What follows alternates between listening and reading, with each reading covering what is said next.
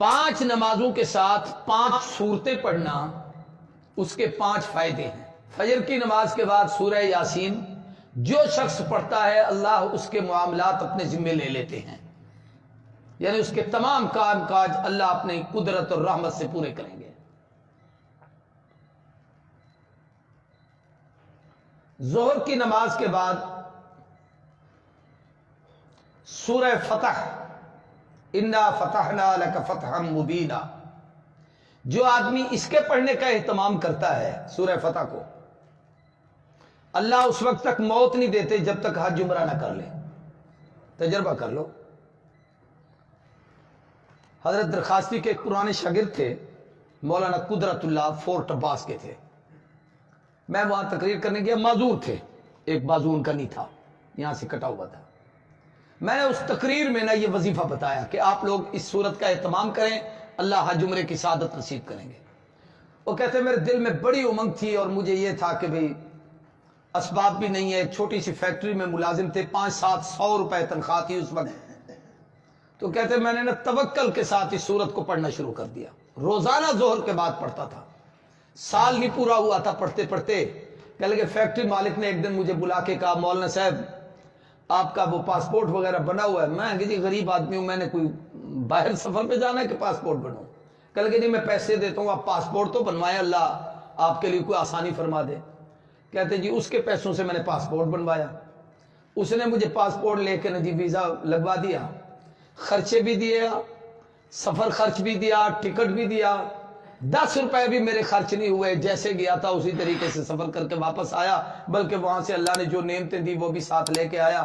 پھر اس نے مجھے فون کر کے کہا مبارک ہو، میں نے اس صورت پہ عمل کیا، اللہ نے میرا کام بنا دیا۔ راولپنڈی کے ہمارے ایک دوست تھے، اس نے ایک دفعہ مجھے فون کیا کہ میں نے اس صورت کو ظہر کے بعد پڑھنے کا اہتمام کیا، تو کچھ عرصے کے بعد سعودی عرب سے میرے ایک عزیز کا فون آیا کہ میں آپ کو سپانسر بھیج رہا ہوں، آپ عمرے کے لیے آئیں۔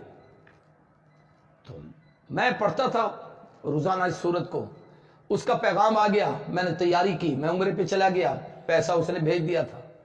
اس نے کہا میں نے خواب دیکھا کہ مجھے کوئی آدمی کہہ رہا ہے یار وہ تمہارا عزیز رشتہ دار ہے، غریب ہے، اس کی تمنا ہے، اللہ نے تجھے توفیق دی ہے تو اس کو عمرہ نہیں کراتا۔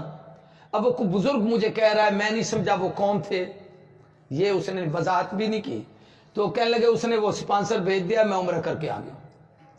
یہ تجربات ہوتے ہیں، تو اگر اعتماد سے آدمی کرے تو فائدہ ہوتا ہے۔ عصر کی نماز کے بعد سورہ نبا، عما یتساءلون پارے کی پہلی سورت۔ آج کل اس سال وظیفے بڑے لکھ رہے ہو، اتنے وظیفے میں نے پہلے کبھی نہیں لکھوائے۔ ہے دین پورے دی برکت، ورنہ انہیں کو میں نہ لکھوں نا۔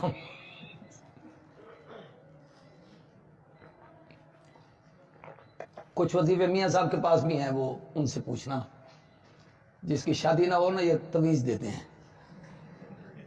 دین پور میں ایک جمعرات ہوتی ہے، اس کو کہتے ہیں چھڑے دی جمعرات، چھڑے سمجھتے ہو اکیلے جو ہوتے ہیں۔ اس رات اتنے لوگ جمع ہوتے ہیں جس کی حد نہیں، صبح کو لائن لگی ہوتی ہے، سب کو میاں صاحب نام پوچھ کے تویز لکھتے جاتے ہیں، دیتے جاتے ہیں، کام ہو جاتے ہیں۔ تویز کی تو پتہ نہیں اجازت دینا دیں میاں صاحب آپ کو، لیکن وہ یہ ہے کہ تویز لکھ دیں گے آپ کی شادی ہو جائے گی جن کی نہیں ہوئی۔ اچھا توجہ کریں، عصر کی نماز کے بعد سورہ نبا، اس کے پڑھنے کا فائدہ یہ ہے کہ اللہ تعالیٰ قیامت کی ہولناکی سے محفوظ فرمائیں گے، کیونکہ اس کے آخری رکوع میں جنت اور جہنم کی کیفیات ہیں، اور شروع میں اللہ کی توحید ہے ساری۔